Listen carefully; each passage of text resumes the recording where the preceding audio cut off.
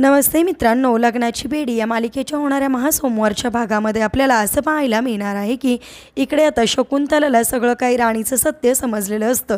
त्यावेळेस राणी शकुंतलाला असं म्हणते की असं व्हीलचेअरवर बसून लंगड्यांचं नाटक करणं सोपं नाही आहे, पण राघवला मिळवण्यासाठी हे सगळं काही मी केलं आहे आणि आपल्या दोघींचं सुद्धा टार्गेट एकच आहे, ते म्हणजे सिंधूला बाजूला करणे आणि त्यामुळे आपल्या दोघींची सुद्धा मैत्री होणं फार गरजेचं आहे असं म्हणून आता राणी शकुंतला पुढे मैत्रीचा हात करते।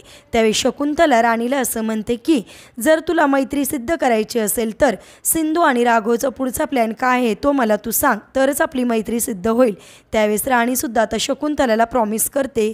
तर इकडे आपल्याला असं पाहायला मिळतं की सिंधू राघवला म्हणते की जर आपल्याला शकुंतलाला गुन्हेगार म्हणून सिद्ध करायचे असेल तर आपल्याला सगळ्यात आधी अन्वीला शोधणं फार गरजेचं आहे आणि प्लीज तुम्ही माझी काळजी करू नका, मला काही करून इथून बाहेर काढा। आता कशा प्रकारे सिंधू बाहेर निघणार आणि सिंधू बाहेर आल्यानंतर आता ती वेषांतर करून एका मोलकरणीच्या रूपामध्ये आपल्याला पाहायला मिळणार आणि मोलकरीण बनून आता सिंधू शकुंतलाच्याच घरी एंट्री करून शकुंतलाला जाळ्यात अडकून तिला गुन्हेगार म्हणून सिद्ध करणार।